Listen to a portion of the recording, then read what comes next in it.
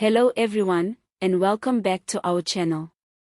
Today, we are diving deep into the latest courtroom drama involving former Free State Premier and ANC Secretary-General Magashule, his former personal assistant Moroadi Cholota, and the ongoing R255M asbestos corruption case that continues to haunt the ANC's image ahead of the 2024 general elections. Now, if you've been following South African politics, you'll know that the asbestos scandal is one of the biggest corruption cases to emerge from the Free State during the Zuma era, a case that has already exposed a deep web of political manipulation, public funds abuse, and questionable state contracts. And at the center of the storm is Magashule, a man once considered a keymaker in the ANC, now fighting for his political survival. Let's talk about the latest. This week, the trial within a trial resumed at the Free State High Court in Bloemfontein. The focus was squarely on Moroadi Cholota, Magashule's former personal assistant, who was extradited from the United States to South Africa in August 2024. The controversy: her sudden interview by South African authorities on U.S. soil, her alleged ambush by law enforcement, and the legality of her extradition. During this session, Hawks investigator Benjamin Calitz, the lead detective in the asbestos corruption case, faced a grilling by Magashule's lawyer, Advocate Lawrence Hodes. Hodes accused the state of abusing the extradition process to manipulate Cholota, who was originally listed as a state witness, into turning against her former boss. And according to Hodes, this strategy was not just unethical, but downright unconstitutional. It all goes back to a 2021 trip to the United States, when Calitz flew to Baltimore with members of the FBI to conduct a surprise interview with Cholota. No prior warning, no formal invitation, no opportunity for her to seek legal advice in advance. Cholota's lawyers argue she was ambushed. Imagine that, law enforcement showing up at your door unannounced, flanked by foreign agents, pressuring you to explain emails that mention one of South Africa's most controversial political figures. Hodes demanded to know why Cholota wasn't informed beforehand. "You went all the way to America, everything was sorted out," he said, "but not once did you bother to say, let's make sure she's there. What if she went on holiday? What if she is not available?" Calitz didn't deny it. He simply said it wasn't his job to manage communication logistics. That response has raised eyebrows, especially considering the legal weight such interviews carry. Now here's where it gets even more explosive. Cholota was not only named in the email threads being investigated, but she was also accused of facilitating illicit financial transactions on Magashule's behalf.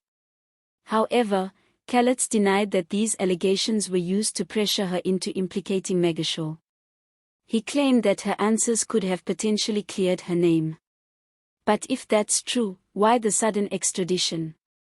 Let's not forget, Cholota was originally seen as a cooperative witness. The state had even considered her for Section 204 status, a legal provision that allows someone to testify against co-accused individuals in exchange for immunity. But somewhere along the way, that narrative changed. Suddenly, she was no longer a witness, but an accused person herself. Cholota's extradition from the United States in 2024 was controversial from the start.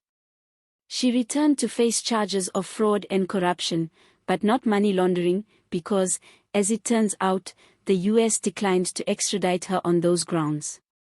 That alone speaks volumes about the legal discrepancies between the two jurisdictions. And here's where the political stakes rise. Magashule's defense team says this entire trial is politically motivated. They allege that the state used Cholota to build a weak case against him, hoping she would flip and offer damning testimony to avoid prosecution. But Cholota didn't flip.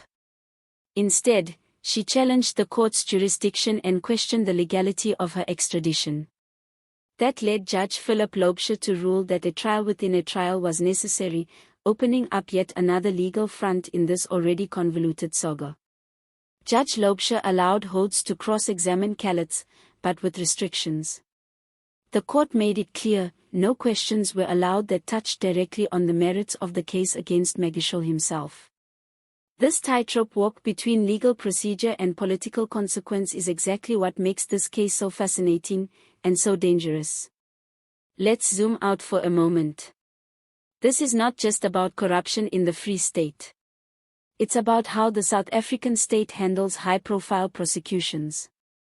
It's about whether our legal system can withstand pressure from political factions. And most importantly, it's about public trust.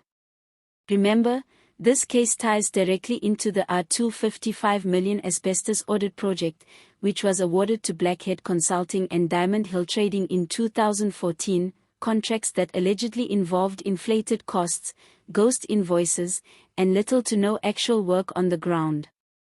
Public money was spent. Lives were affected. But to date, not a single conviction has been secured.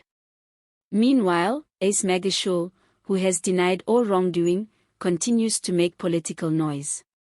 He now leads the African Congress for Transformation, ACT, and has entered into an alliance with Jacob Zuma's MK party. Both men claim the ANC has been captured by Ramaphosa's allies and that the state is being weaponized to eliminate political opponents. So, what should we take from all this? First, the case against Magashule and Cholota is far from over. If anything, it's heating up. The questions around Cholota's extradition and her alleged mistreatment by authorities could have serious consequences for the prosecution. If her rights were violated, her testimony could be thrown out. And without her, the state's case may suffer a major blow. Second, this trial is a litmus test for the NPA, the Hawks, and South Africa's criminal justice system. It will reveal whether our institutions can operate independently in politically sensitive cases, or whether old habits of state manipulation still persist. And finally, it's a warning to the ANC, as the 2024 elections draw near. Internal divisions, corruption allegations, and unresolved scandals like this one continue to erode public trust. As new political forces like the MK Party and ACT gather momentum, the ruling party may find itself in an increasingly vulnerable position. So what do you think? Was Moroadi Cholota unfairly targeted by the state? Is Magashule the victim of a political witch hunt, or is this finally the start of real accountability for elite corruption? Let us know your thoughts in the comments below. Don't forget to like this video, subscribe to the channel for more in-depth South African political analysis, and hit the bell so you don't miss our next update. Thanks for watching, and as always, see you next time.